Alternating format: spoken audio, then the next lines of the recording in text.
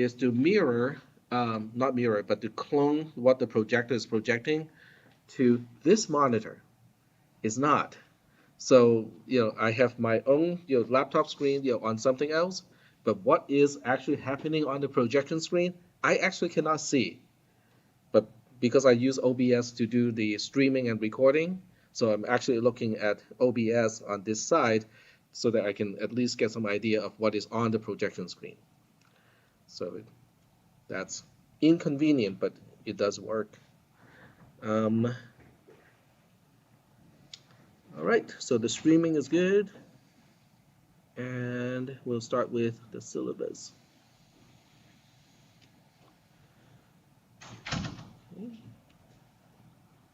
Hopefully I got the right one. Yep.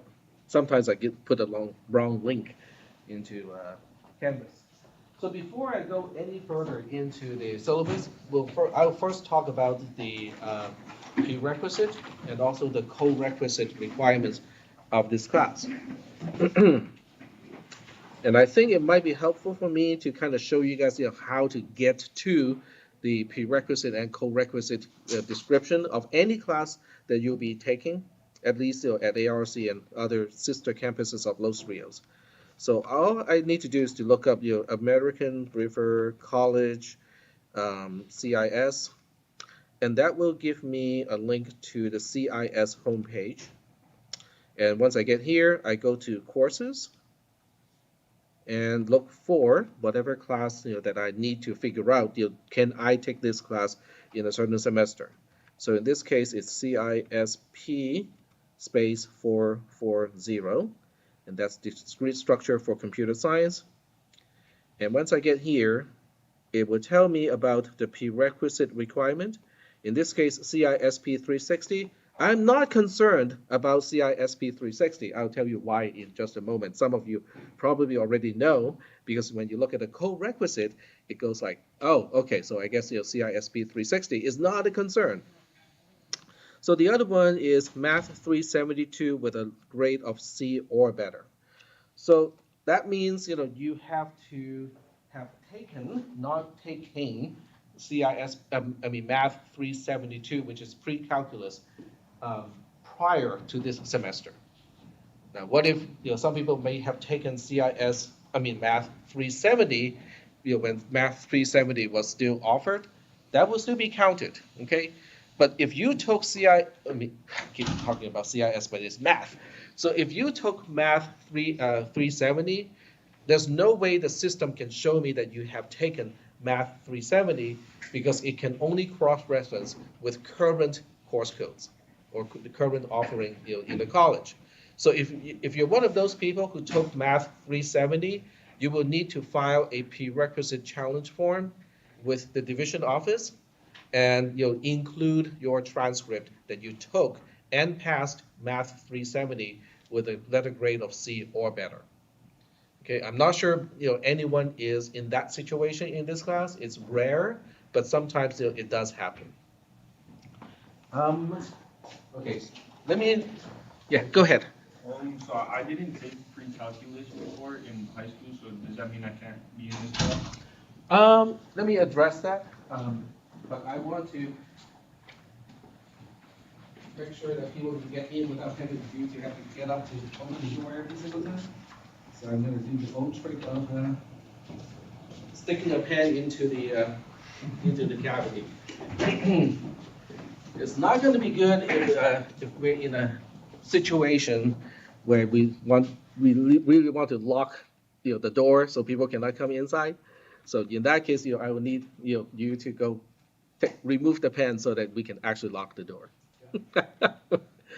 I don't anticipate that to happen, but who knows? All right. So getting back to your question. So did you take pre-calculus in high school? No. Have you taken Math 372? No. So you do not meet the prerequisite requirement. Yeah, so you will probably have to take Math 372, because if you're in computer science, you have to get Math 400 and Math 410, to complete your requirements.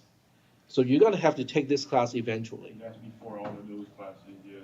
Yeah. I got you. So you probably want to go ahead and drop from this class and see if you can still enroll in Math 372 because you have a sequence of 3 classes, right? Because you have Math 372, Math 400, and then Math 410. So that's going to take you 3 semesters. Yep. All right. So okay. So now I'm gonna before you go, because if you're going to drop the class, there's no need to stay in the class. But I do want to show you a picture. Okay. So if you want to look at the entire CIS program, on the programming side, we have 300 going to 360, going to 400, going to 430, and then 360 can also go to CISP 310. So, but most people do not don't take CISP 310 early, just because they keep wanting to put it off for some reason. And then CISP 440, which is this class, is a co-requisite, which means you can take CISP 430 and CISP 440 in the same semester if it is not before, if 430 has not been taken yet. Is that okay? That's why it's called a co-requisite instead of a prerequisite. On the math side, okay, you have Math 372. Not everybody has to take Math 372 because if you have pre-calculus in high school or if you have calculus in high school, you do not need to retake Math 372. But if you have Algebra 2 or IM3 in high school, then you probably have to take Math 372 before they will let you into Math 400. So now you have Math 400, and then you have Math 410. And this also is required to get into this class. So from a graph perspective, this is where we are at this point. You have to be taking 430 in the same semester or have taken 430 before this semester. At the same time, you have to have 370 taken already, or the equivalence of pre-calculus to get into this class. So does that help? Yes, yeah, thank you. Okay. Now you guys are now thinking, I wish counseling has that graph too. No, I think I'm doing 371 right now, so Oh, okay. All right. Okay. I'll see you next year maybe. Well, I mean, this is kind of my class to teach, so Thank you. yep, absolutely. So, any other questions? Did I answer your question too? All right, cool.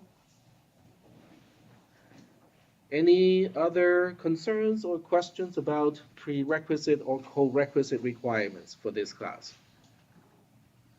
Nope. Okay, all right. So I'm gonna close this tab and then move on to the actual syllabus of this class. All right, moving on. Course information, should be no surprise. This class is discrete structures. In some universities, it is also called discrete math because it really is a math class. There's minimal programming in this class. There might be 1 or 2, programming assignments, but for the most part, it's kind of a math class. For computer science, so that means, we don't need a math professor to teach this class. I have never had a problem with a math professor, walking up to me and go like, "Tak, this is our turf. You're not supposed to teach math."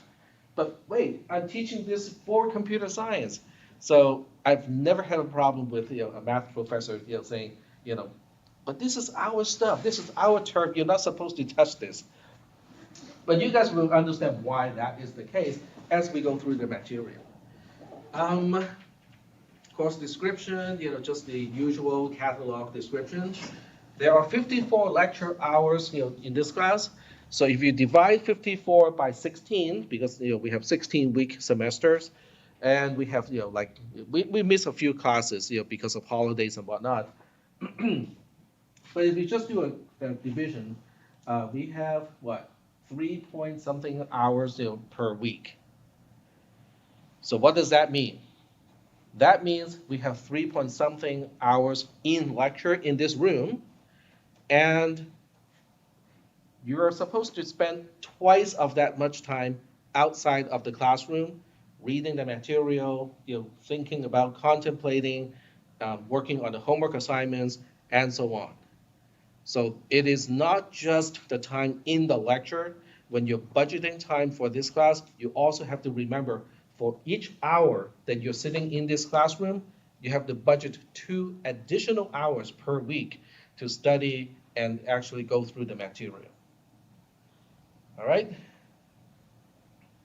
Um, I think one of the things about online classes is most people do not understand how much time you need to budget when you're taking a class.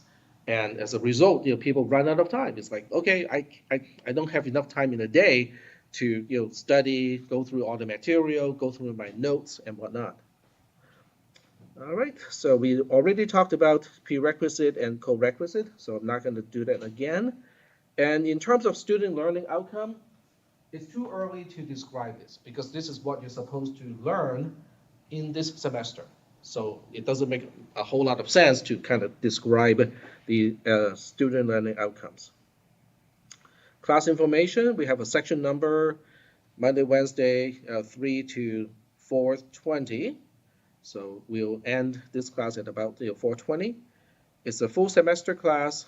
The drop date is the November 15th. So you might want to kind of note the key dates.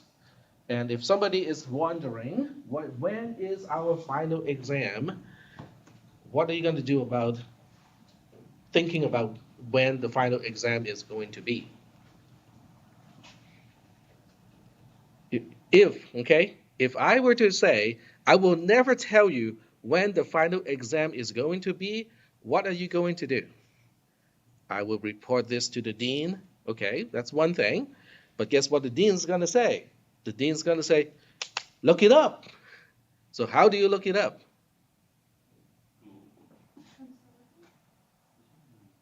No, I don't think I put it in the syllabus, but you can do it like this. You just look up American River College again. I mean, this is all in Google search, okay? This is not even our own, website. This is just Google search. Final exam schedule. And once you get there, it will ask you about which semester. The fall semester is what we're talking about. And then you have a few options. Which option should I pick?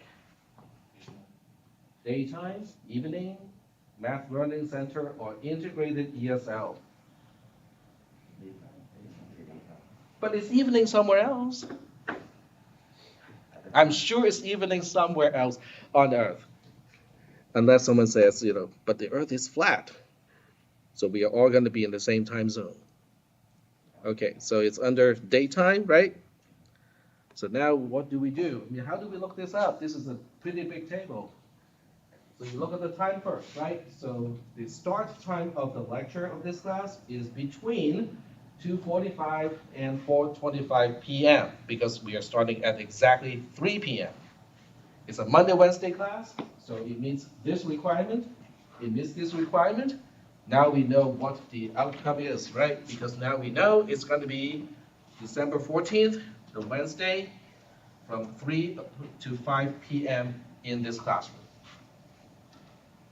So I want to show you how to find your final exam time, because if you have been taking classes online, okay, asynchronously for the past 2 years, and you have not attended any college classes before, this is going to be new to you because you have been taking online classes from the beginning, and this is your first semester having a face-to-face class. This is how you look up the final exam time of your classes. So kind of keep that in mind because it applies not only to this class, but to all of your in-person classes as well as synchronous online classes. All right, so close that. Moving on to myself. So I'm TAC. This is my email address. That's my phone number. Um, Email works best because if you call me and if I'm not in my office, it's going to record your message and it will be sent to me as an MP3 file. So you might as well just kind of write to me. And very excitingly, this is my first time back on campus. So guess what? My office hours will be on campus too. It is on on Mondays and Wednesdays. It is from 9:30 to 10:30, and you guys are all thinking, "Oh man, that's way earlier than this class."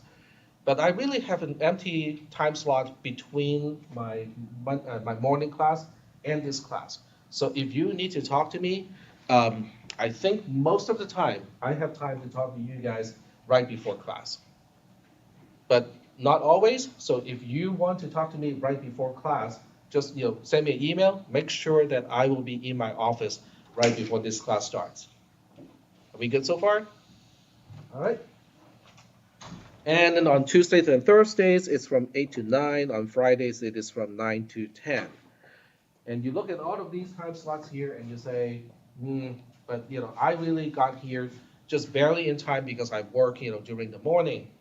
Well, let me know, okay? If you need to meet with me other than these time slots, just talk to me and we can arrange for a time where we can both make it. I'm totally open to extra time for office hours. Are we okay with that so far? Okay. How content is delivered in this class. So you got reading material. That's quite a bit of reading material for this class. I don't use video clips too much, but I do record every lecture. So at the end or right after a lecture, I would have a YouTube link disclosed to the entire class. So if you guys want to go back and review what I have talked about in a lecture, that is the resource. It's on YouTube, no password. If I give you the link, you can go there as many times as you want to. So that means you might want to double check with me and make sure that I am indeed recording. That's one thing that sometimes I forget. I will set up everything. I'll set up OBS. I'll set up my mic. I'll set up everything else, and then forget to click the button to start the streaming. So you might want to remind me of that sometimes, occasionally. I know it's recording right now. Lectures, okay, which is what I'm doing right now. This is an in-person class. We're face-to-face. And that kind of describes it, right? I mean, I don't think I need to describe what a lecture is, further than this. And interactive activities, there will be some homework assignments.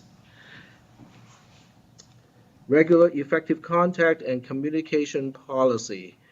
I am required to put this section into the syllabus, and you might notice that there is a similar section in all the syllabi that you get from all of your classes. This section basically is talking about, how do you stay in touch with me? Well, it's an in-person class, so utilize my office hours. Ask questions in class. Okay? You can email me or message me using Canvas. So if you do contact me using email or other means, other than in-person or office hours, the turnaround time is to be no more than 24 hours. On quote unquote a business day. On a non-business day, which means it's a holiday or the weekend, it can be up to 48 hours. So the turnaround time can be up to 48 hours. Okay, so let me just kind of pause here and talk about this a little bit. When classes are fully 100% online, especially when it is asynchronous, I think many of us, myself included, is expecting to, I'll just message my professor, and I think I should get the answer back within half an hour. And as a professor, I can tell you that if I'm teaching asynchronously, I'll probably be checking my messages, my email, and so on, kind of frequently, so I can respond to questions more responsively, so the lag time is less. But this is a fully in-person class. which means you will have an opportunity to talk to me right before class, office hours, after class, during class. So try to use those opportunities instead of using the online, you know, especially asynchronous methods, because the turnaround time is much longer. Any questions? Because I don't want any complaints about me not responding to an online, query within half an hour.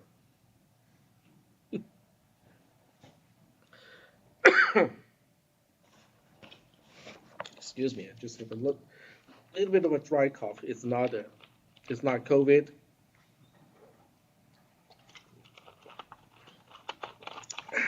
Here we go. And the next section talks about office hours are scheduled. Questions may be answered, between office hours, but that's at my discretion, and hence the 24-hour turnaround time. It's best to use the office hours, and additional meeting time can be scheduled. We just need to find a time where you can make it and I can make it. Accommodations, that has to do with disabilities. And I just want to emphasize that a disability doesn't have to be physical. It can be learning disabilities. ADHD, dyslexia, those are all non-physical disabilities. So if you have one of those conditions, you can go to the DSPNS department and ask about accommodations. Moving on to conduct. So for the most part, you can click on these links. Okay, this one goes to the ARC's expectation of behavior and conduct. If you have never gone to that page, you might want to just kind of go there. Not that I think you guys are intending to do anything that is not right, okay? But that will also help you spot other people doing things that you should not be expecting in a college. Okay, so from that perspective, I think it's helpful that everybody go to that page and kind of understand what is expected of students in general. So it's not just that you want to avoid that, but you also want to be able to spot other people doing things that are not expected and report that. The Office of Student Conduct is the office that is in charge of, as the name implies, student conduct. All the violations will be reported. So in this class, I report every single violation of those expectations. The minimum consequence of a violation is a score of 0 assigned to the assignment, to the assessment that is in violation in the case of academic dishonesty. So the truth is, most of the other behavior listed in expectations of behavior and conduct, I don't really see it very often. Okay, very rarely would I see, bullying and so on. What I see the most often is academic dishonesty. And all of those cases will be reported. I have been, you know, I have. Okay, let me see if I can phrase it right. I have found evidence, strong evidence of collaboration when it's not supposed to happen in exams. Okay, I think that's the best way to describe it. And when I mentioned that to the involved, students, many times those students would go like, "Oh, okay, I can take a 0, but please do not report me to the Office of Student Conduct." I cannot not report it because once I lay something out in the policy, I am obligated to follow the policy as well.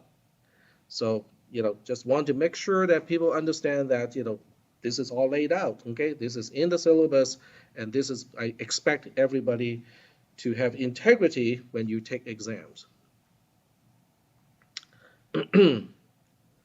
So moving on, the Office of Student Conduct may incur additional consequences, and that's in addition to getting a 0 of the exam, or whatever activity it is involved in. And then the next one is absences versus attendance. For this class, I think I'm not gonna take roll, on the first day. Well, actually, I probably will, because I'm obligated to do that too. So the idea is, why do you think absences is a big deal to the college? Does anyone want to kind of guess why, yep. Money. To the college, it is money, okay? Because, um, the college gets money based on, whether people are actually in class or not. So professors or instructors are obligated to actually have to keep track of attendance because the state chancellor's office can potentially say, I think ARC is running a scam. It reports 33 students in this class. I think there's actually no people in this class, but you're collecting money as if there are 33 students enrolled in this class. They can come down here and try to audit us and make sure that there are actually 33 people in this class. Now, does it happen often? No, not that I have ever experienced, but we are obligated to keep track of that. But let's not look at this from the perspective of the college. From the perspective of students like yourselves, what is the importance of attendance? Yep. You're missing. Oh, sorry. Go ahead. Go ahead. You're missing material? But Tag said he's going to record everything. Go ahead. Well, on the missing material, there's also a question in class that might have missed by the recording, right? And also you're missing the opportunity to ask more questions if you have questions. But I never have questions in my classes. Well, there are several things, okay? Because when you are in this classroom, and I'm talking right here, and you have other classmates around you paying attention, the chances of you going like, I'm just going to watch a TV show right now, is pretty slim, right? The chances of you going like, that one thing that I really want to get, I think I'm going to go to eBay and see who's bidding on it and how much it is, how much the amount is right now. The chances is pretty low, right? So there's a certain structure, okay? It is a structure of being at a certain place at a certain time on certain days of the week. The structure helps to keep us focused to the subject matter. That actually there has been studies of math students basically taking an exam in different classrooms. If they take, let's say, a math class and the exam is in a classroom that usually is used to teach history, they don't score as well as when they take a math exam in the classroom where math is usually taught. So the context, your surrounding, is subconsciously prompting you and say, oh, this is the kind of stuff that you need to use in this classroom. So there's some evidence of that being helpful when people are in a particular space when they try to understand or study a certain topic. So there are many reasons why attendance is important. The college only defines what is excessive when it comes down to absences, 6%.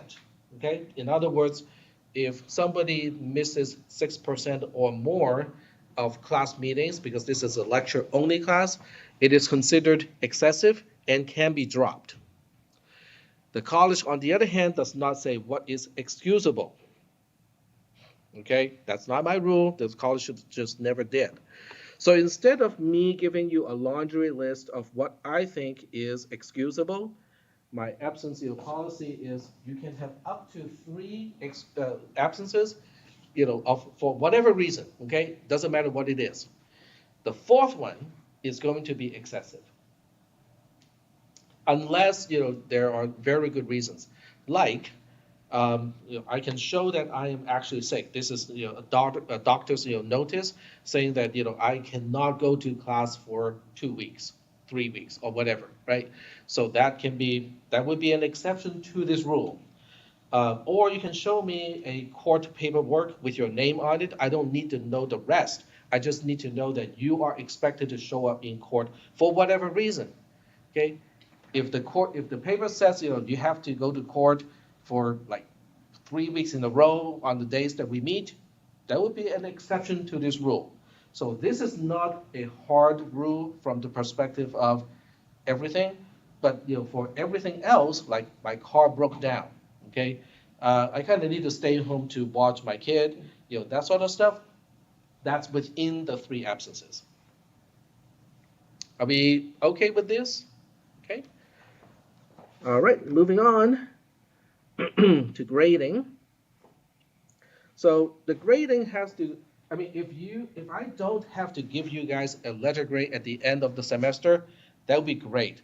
Not because it is a lot of work for me, which it is, but because I don't really want to judge people and say, oh, I think you deserve a B, and you over there, you deserve an A, and you over here deserve a C. I don't like to do that, okay? It's not something that I enjoy, but I'm obligated to do it, okay? So I do have to give you a letter grade at the end of the semester. So now the question is, how do I decide what letter grade you are going to get? So there are several things that assessments, like exams and quizzes, are supposed to evaluate. One is 10.1.1, which is prior knowledge and the ability to recall. That is, for the most part, irrelevant in this class because exams are open book and open book and open notes. So you can bring a pile of textbooks with you if you think that's going to help. You can bring all the notes, okay? You can even ask someone who had taken this class from me from prior semesters and bring their notes along with yours to the exam. They're all fine. As long as you're not collaborating during the exam and the score of your exam reflects your ability, just about everything is fine. Okay? I have not decided yet whether if the exam is going to be on the computer or written. So that part I have not yet determined. But you can rest assured it's going to be open book and open notes. Okay? If it's material that you're worried about, no problem. Bring as much as you want. So that means it's leaving only the other 3 things that I'll be evaluating. The first one is analytical skills, and analysis slash critical thinking skills, the ability to synthesize or problem solve, and also performance. All right, so let's go through each one of these step by step. The first one is analysis slash critical thinking. This dimension quantifies the ability to break down a question problem into components that correlates with symbols, definitions, techniques, procedures, and concepts introduced in class. So if you read a question and you say, this question, seems to be relating to these definitions over here, this concept over here, and so on, that's worth some points already, okay? Because you're breaking up a problem or problem statement and be able to relate it to things that you have learned. Now, having said that, it doesn't mean that people can just give me a super long laundry list of everything, all the concepts, all the definitions that I have ever talked about in this class, and expect that portion of the grade to be given. So no shotgun approach. All right, so once you understand what the question is asking you, the next step is, can you solve the problem? All right, so that goes to 10.1.3, which is synthesis problem solving. So problem solving means you are presented with a problem and you understand the problem, which is the previous one. Now the question is, can you solve the problem? I'll give you an example. I'll give you a car that won't start. Okay, that's the problem. The first part is, what is the processes that you are going to go through to diagnose the problem? Or what components do you think, and explain to me why those components are the ones that you're going to check, and in what order are you going to check those components? So you don't even have to get your hands dirty, right? You're just describing, what components do you think relates to whether a car, gasoline car, is going to start or not. The second part is, okay, now go ahead and fix the problem. So now you actually have to practice what you have identified earlier, and then you go like, okay, I'm going to go check the most obvious stuff first, okay, without having to disassemble everything. The battery, okay? Most cars have the battery easily accessible because you do have to change it every 3 years or so. So you can check the battery voltage. If it's bad, okay, we have at least identified the first thing that causes your car not to start. Battery checks out, check the terminals.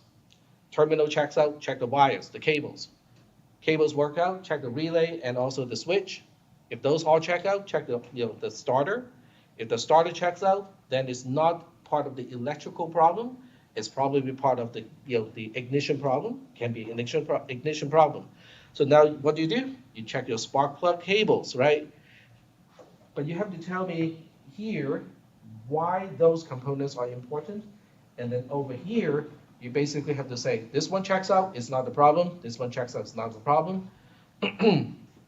And sometimes it can be very tricky. I once had a problem with a car not starting. It was not something that's easily observable. Everything checks out, okay? Battery, cable, relay, switch, starter, they all checked out, but the car simply won't start. Fuel delivery checks out, fuel injection checks out. As it turned out, it was the spark plug cable having a short to the engine block.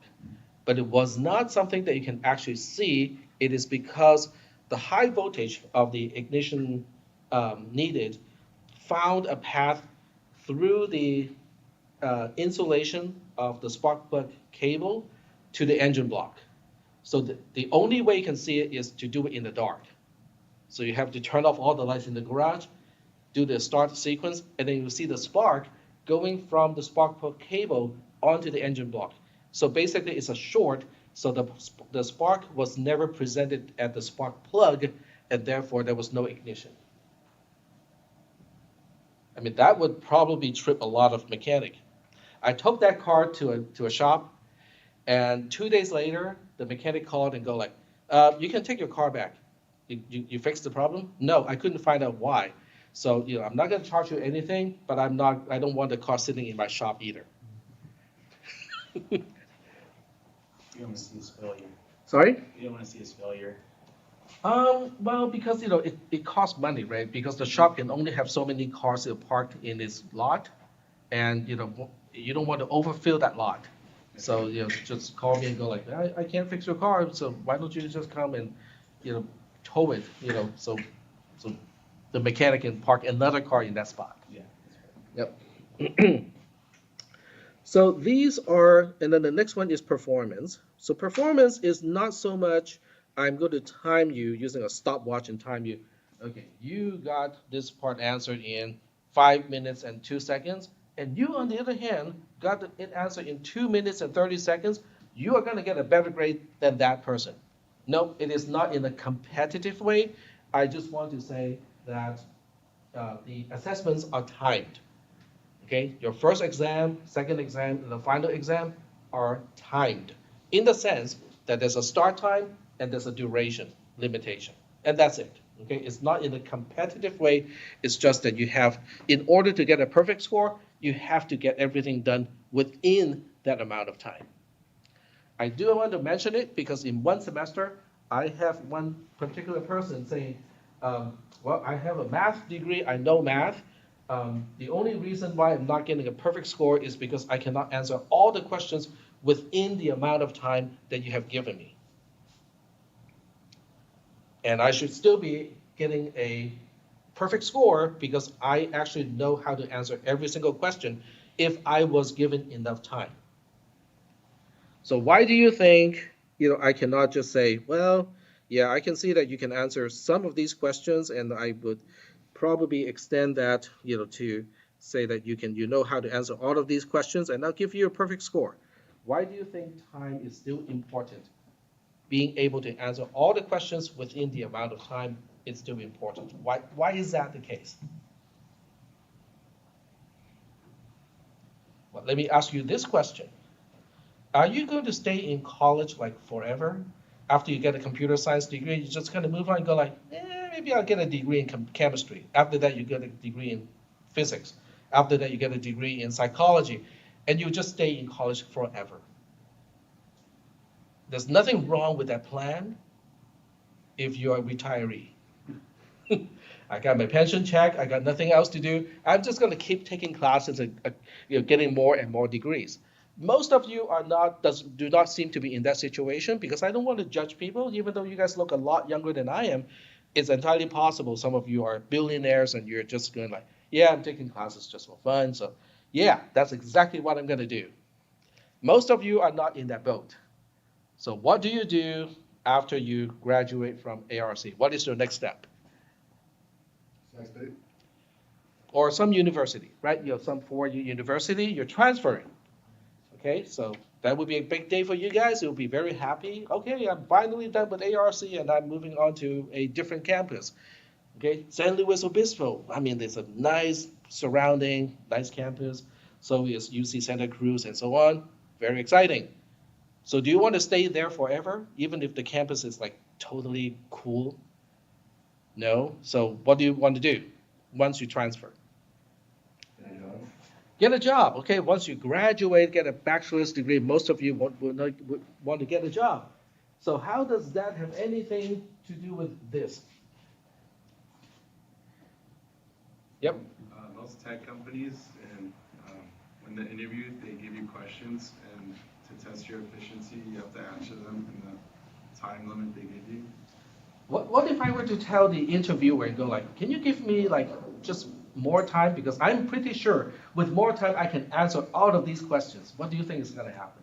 He's going to tell you there's another candidate who finished it on time. Where's the bell? Ding, ding, ding, ding, ding. Next interviewee, right? Well, so related to that, does anyone know that the tech sector is quote unquote cooling down at this point? In other words, some of the biggest employers in the high tech sector, like Google, they have either frozen hiring or they are letting people go. Netflix has been letting people go. There are a few other companies who have been, let's just say, downsizing. Okay, and how does that have anything to do with this? How do they choose, which department or which individual to quote unquote downsize? How do they prioritize? Their skill. Hmm? The skill of the individual. The productivity of the individual. Okay, because you can have all the skills in the world, but if your productivity is not there, the company will still say, hey, we are paying you this much money, but we're getting this much product out of you. So they go like, it doesn't seem to make a lot of sense. Okay, so that's why your performance is important. Okay, and I'm not doing this in a competitive way of, okay, only the first 3 people in this class, finishing the exam first. If they get everything right, they can get A's. But if you're just a little bit slower, even though it's still within the amount of time that I give you, you're not going to get an A, you're going to get a B because in terms of performance, you're not as good. Nope, that is not what I mean at all. All I mean is there is a time limit to the assessments. Okay, moving on. You will see 0 out of 4, 1 out of 4, 3 out of 4, and 4 out of 4 a lot, because that is how I assess each criterion of each portion of each question in the exams. So I basically scale everything to GPA because that's what we all easily understand. So the question is, what kind of answer deserves a 0 out of 4? But before we talk about that, this is new to me because I just typed this in. So what we want to do is to look at a sample question. And this is the sample question. I know it is a math algebra kind of question, but I'm going to use it because all of you have taken pre-calculus already. So this should not be foreign to any one of you at this point. So the question is saying, using algebra, show all steps and explain each step to find the solution of this equation. X squared minus 1 equals to 0. Most of you look at this and go like, I know the answer just by looking at it. I don't even have to think about it. But the question is asking specifically, show all steps and explain each step. So that means, if someone just is to submit an answer like that, just x equals to 1 or x equals to minus 1, that would deserve 0 points. Even though it is the correct answer, it did not indicate the steps, it did not explain anything. It did, in other words, it did not show me problem solving skills nor analytical skills. Are we good so far? All right.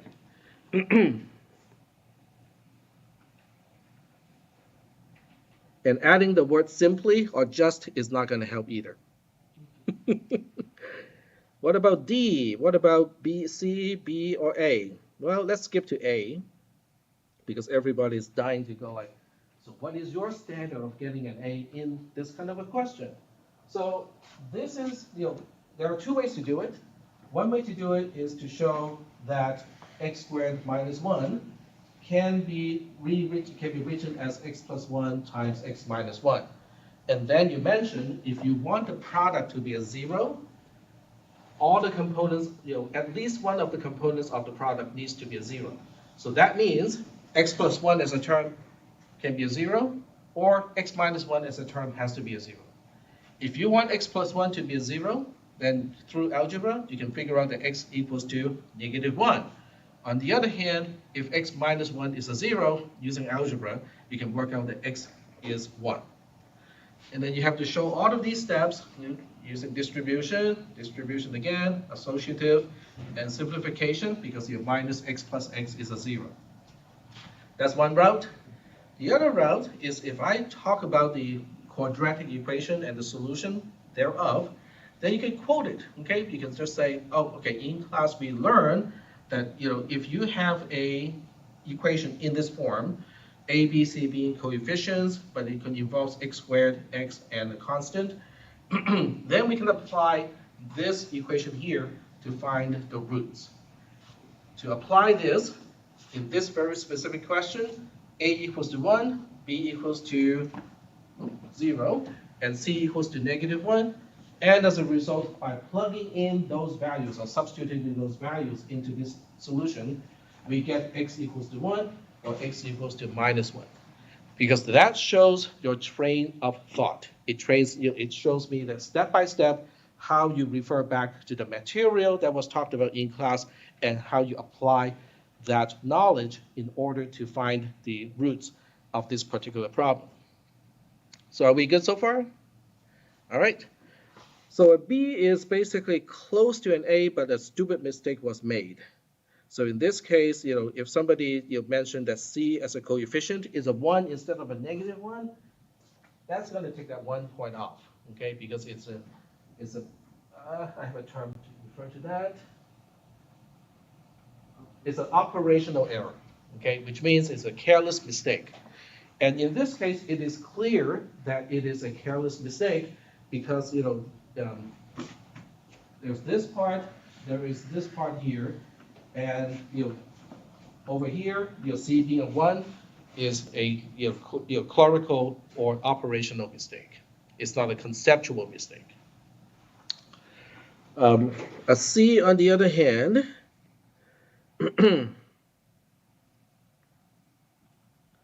would show one or more conceptual mistakes, or if insufficient familiarity and or efficiency.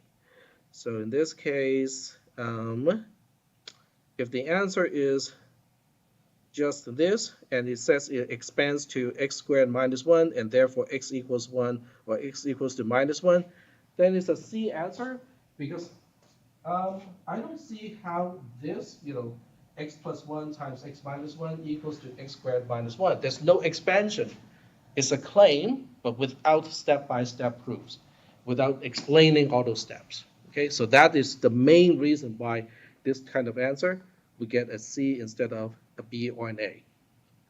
Even though the answer is actually correct, but the steps were quite lacking. All right. Okay. Cool.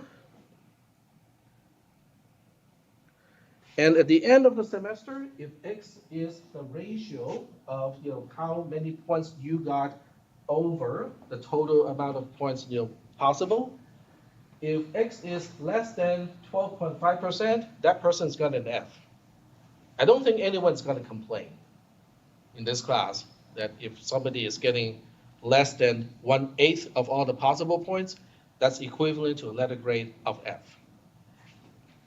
A D is between 12.5%, which is 1/8, and 3/8, which is 37.5%. A C, I hope nobody is thinking this way, but I would not say that no one is going to think about, I would not say that no one is not going to think about this, this is all I need. Okay? I just need 37.5% to pass this class with a letter grade of C. Woohoo, I'm done. Well, you may be done here, but you're not quite done after you transfer. This class is trying to give you the knowledge, the skills, and the basics, of what you need to succeed in a 4-year program at a 4-year university. Okay, so I would say out of all of these grades, getting a C is the worst. Somebody's going to say, but isn't an F or a D worse? No, because that's forcing you to retake this class. Maybe not from me, because some people say, just taking one class from tech is enough.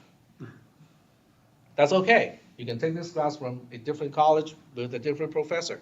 But you can retake this class, which means you get a second chance to learn the same material, and hopefully the second time you take this class from whomever, you get all the material, so you can actually succeed at a 4-year university.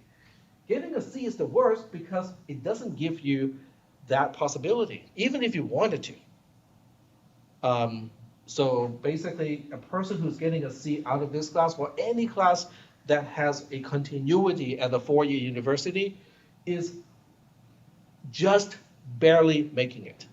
Which means the next class that depends on the material of that class is also going to be kind of a little shaky.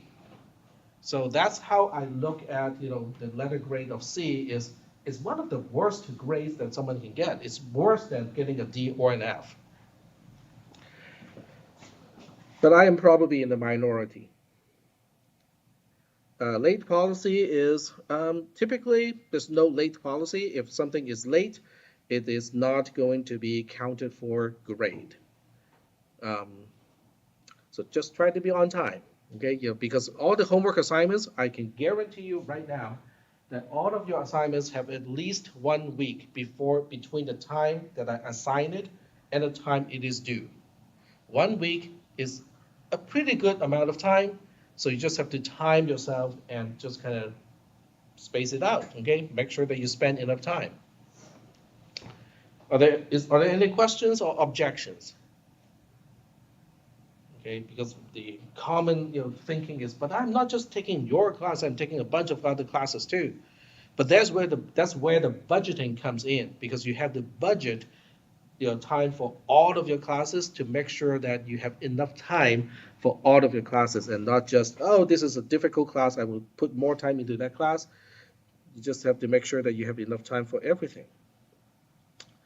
All right, so there are 4 categories of assessment. The first one, in this class, we only have homework assignments, which is typically a Canvas assignment, or it's in the form of a quiz, which means it can be multiple choice, it can be a calculation kind of question, just a few of those. Occasionally, I will give you quote-unquote programming assignments, where you have to write some code in C or C++. So those are assignments. All the assignments add up to 20% of your final score. The first exam, which is typically 1/3 through the semester, is another 20%. The second exam is another 20%. That's about 2/3 through the semester. And then the final exam is 40% of your score that I'm going to use to calculate your actual letter grade. Any questions? Yep. For multiple choice questions, do you also have to show your work? No. So for multiple choice questions, as homework assignments, you do not need to show work. All right. See, 40%? That's more than 37.5% already.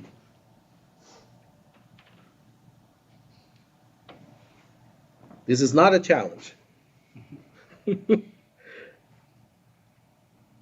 All right, so now we have a topic schedule and so on. Any questions about the syllabus itself? No questions? I think most of you are probably very close to transferring. Would that be right? I mean, this may be your last semester here.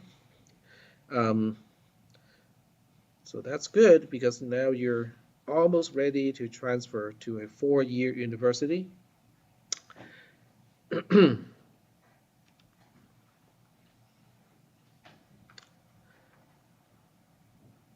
All right, so let me see. Yep, this is the nice thing of getting old is now you cannot see different distances anymore. For looking at the screen, I have to put on my little reading clip-on thingy. All right, so there are some additional resources here. I mean, you guys are welcome to read, but you're not required to. But before we go any further, I do want to mention what I am going to do with prerequisite check. I sent you announcements already earlier. So anyone who do not meet the prerequisite check, I would say I would give it like up to Wednesday. Okay, I would drop people, start to drop people if I cannot verify the Math 372 prerequisite. But tech, I just filed a petition form. There's no way I can tell when it's going to be done. Well, if you do file a petition form because you took, let's say, Math 370, upload the PDF of your petition and all the material that you turn over to the division. And I was just going to go like, okay, we'll just wait until I get the notification of whether that is approved or not. Okay, so make sure that you show me that you are in process of meeting the prerequisite requirement. So people who do not show that they have met the requirement and has not shown any progress, any evidence that they're in process of meeting that requirement will be dropped, on Wednesday. Are we good so far? Okay. The division office is on the second floor, in the office area. So go in there and you can ask for a petition form to challenge a prerequisite in this case. For the co-requisite, which is listed. Hmm? This is for 310. Oh, okay. You can see the first part is almost the same. Thank you. And here we go. All right, so that's math, and then we have 430 as a co-requisite. Yep. So the way you structured it is if we completed the assignment, then we're clear. If you get a score of 1, you're fine, you're good. So I do have a mechanism to check prerequisites, and most of you probably took math, 372, or you start with, Calc 1 already. So I cleared everybody that I could find evidence to clear already. So it's just for the people with a 0 that they have to kind of start the process of challenging the prerequisite. And the same thing about the co-requisite, even though there's no actual technical way to check co-requisite, there's an indirect prerequisite check for CISP 360, and they will list me, it will tell me the people who have taken CISP 430 already. So I automatically cleared people who have already taken CISP 430. So there's nothing that you have to do if you have already taken CISP 430. So it's only for the people who have not taken CISP 430 that you have to show me proof that you are enrolled in CISP 430 this semester. Okay, and I make it so that you have until next Monday to show me that evidence. So there's a little bit of time, but I think most of those sections are close to closed. So if you are not currently enrolled in CISP 430 and you have not taken CISP 430, I would basically act on it and see if I can get into one of those sections. All right, moving on. Oh, so did anyone bother to read the link that I sent like maybe a week ago about how to understand a concept? And I was using quantum computing as an example. Do you guys remember? Or did I not send it to this class? Because sometimes I forget. All right, so let me see if I.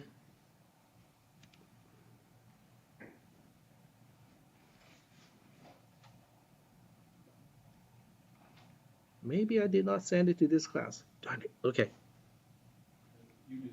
I did? Is that- Oh, that's using a it's not using Canvas, so it has to be like maybe more than a week ago. So when you read that thing, don't bother if you don't want to. Don't bother with the actual quantum computing part. Just look at all the boxes. Okay, use a pair of print it out. Use a pair of scissors, cut out all the boxes, and string the boxes together because that's really the core of what I want to convey. Is how do you understand abstract concepts that seem to be difficult to understand? Okay. Um, I think in a certain way, the content of this class, along with the content of any calculus class, is actually good because it's nothing new. It is not proprietary. This stuff has been around for a long time. So that means you have, in addition to the material that I give you, there are tons of material online. You can search through Google.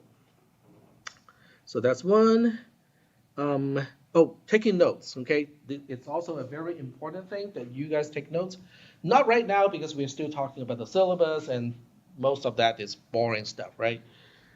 But when we get into the actual class content, it is important to take notes. Different people take notes for different reasons, but it is still important to do it. I'll give you two examples, okay? Myself, okay? So when I was in college, yes, I was once in college, um, I took notes, and the way I took notes, that's way before the digital era. So there are no tablets, no PCs, no laptop computers whatsoever. So I took notes using just paper and pencil. And I would purchase wide rule, binder paper. Most people would go for the college rule because you can fit more stuff. I would go for the wide rule because my handwriting is so small. I would draw a vertical line in the middle of the page, make it double column, and I fit two lines of handwriting in on one line. So my handwriting is tiny, and the idea is, but there's a reason for that. Okay, in addition to that's just naturally how I write. There's a reason. I want to fit the entire content of one single lecture on one page, because I don't have to flip the page, and it makes it easier for me to relate concepts within the same lecture that way. So that's my reason of taking notes in that particular way. Um, the reason I take notes is also to stay focused in class.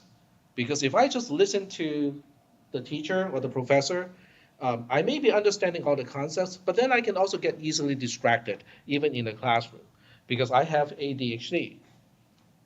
So writing down the concepts, writing down my own understanding of the concepts on a piece of paper really helps me to focus on the material that I'm trying to learn.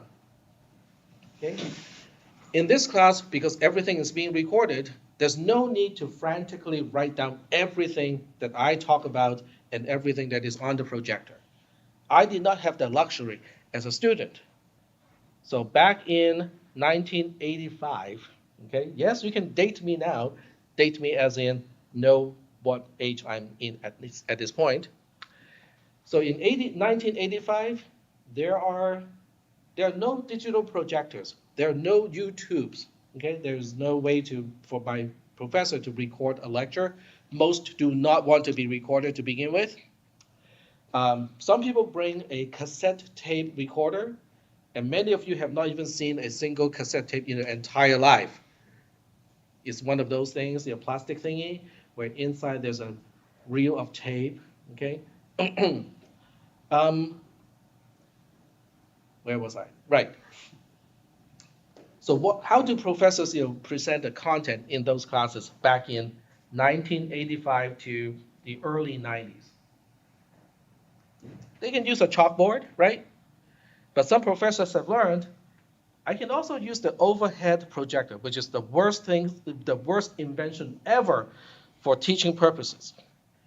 Do you guys know what I'm talking about? What is an overhead projector?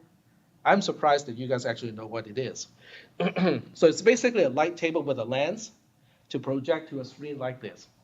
So the professors would basically, use a laser printer to print out all the notes, equations, programs, formulae, explanations, and whatnot. And then in class, the professor would get it from a file, and then slap that transparency sheet on the projector. So now, in a fraction of a second, you have an entire screen full of new information. And then the professor would just proceed to talk about it, point to certain items, and at the end, get that sheet out of the projector, slap another one on. And guess what? The entire class would be frantically trying to write down what is on that sheet of transparency. And I can tell you, it's impossible. It is just impossible to write down everything. You're not in that boat anymore. I mean, this is getting recorded. Everything is recorded. The material that I need you to read is already published. It's on Canvas already. So your focus of taking notes is no longer remembering verbatim what I said or what I presented on the projector, because that's already recorded. What I cannot say, and it cannot be captured by YouTube, is what is in your mind.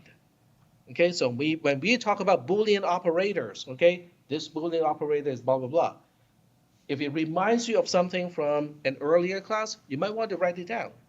You need to write down your own understanding of the material. Are we good? There are different systems of taking notes if you're not familiar. One is called Cornell Notes. It's really well known. Some high schools use it. But if you want to know more about note-taking techniques, I can write something about it and kind of give you guys that what I understand about note-taking. But it's an important process. All right, so that is done. So now I think we are ready, with 5 minutes to go, to talk about the actual content. So we'll start with Boolean operators. And I think I can count on you guys reading and understanding, for the most part, this entire module. So the first part is easy, because I just want to tell you what a conjunction is. Conjunction is a fancy name of AND, A-N-D, which in C++ is, what is logical and how is logical and represented in C++? Ampersand? You get half of it right? 2 ampersands, yes. Because one single ampersand is bitwise and 2 ampersand is logical and. So we are only concerned about logical and in this class. So that's basically what logical and is. This is a truth table. The way you read a truth table is you have to first identify the independent variables. In other words, x and y in this case are the independent variables, which means their values do not depend on each other. So when x is false, y can be false. When x is false, y can also be true. When x is true, y can be false. When x is true, y can also be true. Those are the only 4 possibilities if x is Boolean, which means it can only be true or false, and y is also Boolean. What about x and y? 0 and 0 is a 0. 0 and 1 is a 0. In other words, false and true is false. True and false is false. True and true is true. I really hope this is not foreign to any person in this room, because it's really fundamental to programming. So after that, I have alternative notations. And this does become useful at some point in time. So I would advise you to write notes, okay? Maybe not now, because I can see very few of you are actually writing anything. But after class, you might want to kind of go through this and have a centralized place in your notes for notations, and just for notations.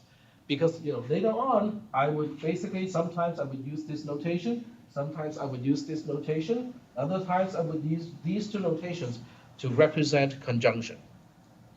Okay, so it is up to you to find out how you can get familiar with the notations, the symbols, what is representing what.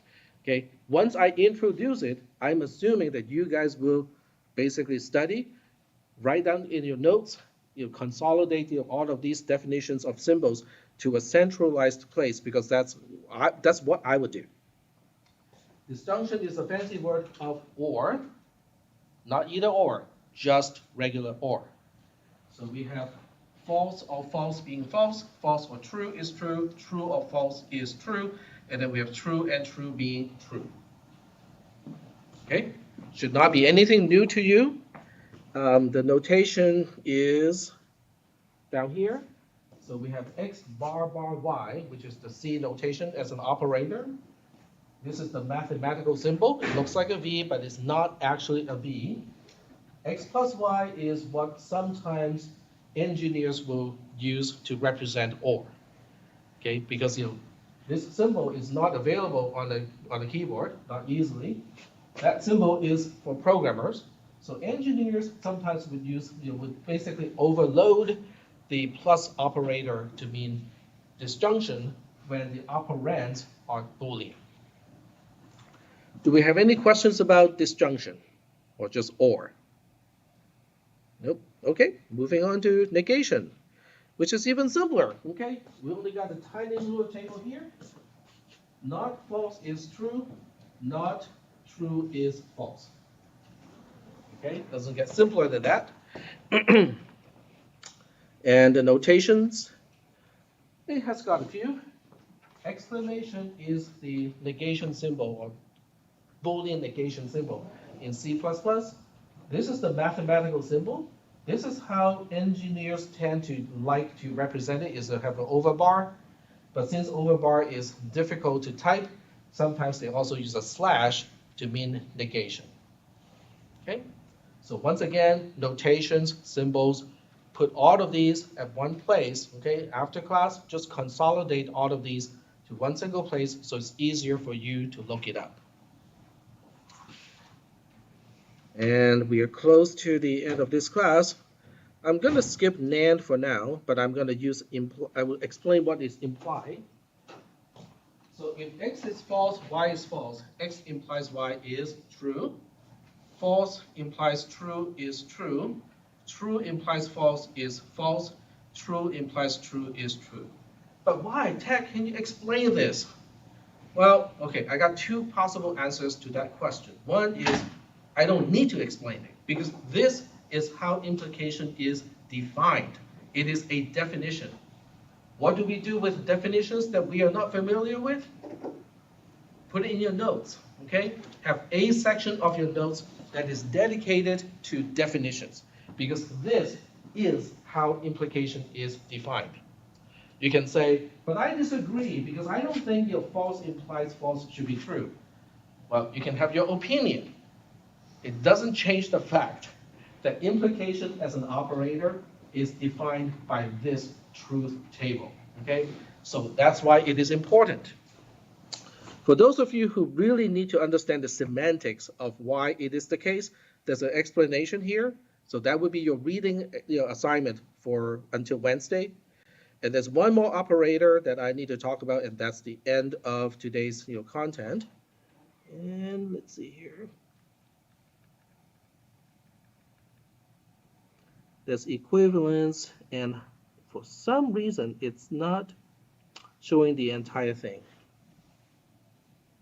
Maybe it's because there's something wrong with my notes here, so I need to take a look at it, or maybe it is because I forgot to maximize. Yep, I forgot to maximize. There's more to go. This is equivalence. X is equivalent to Y. That's the symbol. It's a double-sided, double bar arrow. False is equivalent to false is true. False is equivalent to true is false. False is equivalent to true is equivalent to false is false. True is equivalent to true is also true. That kind of makes sense, right? Okay. And I'm just looking at the time. we are close to the end of this lecture, but the nuance between implication and equivalence is really important. Because if you say, okay, I'll give you an example and you guys can think about it and contemplate a little bit, okay? If I say, my son just texted me and I say, if you're late, and I don't see you at the car, I'm just going to go home without you, okay? If that is the statement, okay? What does that mean? If I want to be consistent with what I just said, if you're late, I'm going to go home by myself, okay? That is my statement. So what would make that statement false? Yep. If you waited longer, if you didn't leave when you said you were gonna. Okay, so let's think about from the perspective of the two components of a implication. So my statement was, if you're late, I'm gonna go home first. So what you're suggesting is my son is actually late, right? So you have the precedent being false, but I decided to stay behind and just kind of wait for him. That would not make the statement false. So if he's on time. If he's on time and I did not wait, I actually left before he got there, but he was actually on time, that is when my statement is false. And he can get back to me and say, Dad, but you said, and he would have a legitimate reason to complain. What if he's late and I actually got home first? That would be consistent with what I said, right? So think about it like that. And then the importance of equivalence, which is also known as if and only if. Has anyone encountered that particular phrase in your math or programming classes? If and only if. Okay? It's not just if, it is not just only if, it is if and only if. It is actually very important to differentiate between when people say if versus if and only if. If and only if also has its own shorthand if you want to just spell it out. Do you guys know what it is? IFF. Yep. So IFF is the same thing as if and only if. It's just a shorthand. I will illustrate the differences between implication and if and only if, throughout the semester. But it is important to understand that they are very significant in this class. So we are done with this class. Thank you for hanging out with me for 5 more minutes. 5 minutes past the end of the class.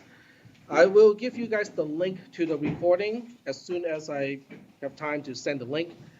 So this way you can have access to the recording. All right. See you all on Wednesday. Have a nice rest of the day. If you're asking questions, let me stop the streaming first, unless you want to be recorded. No, it's okay.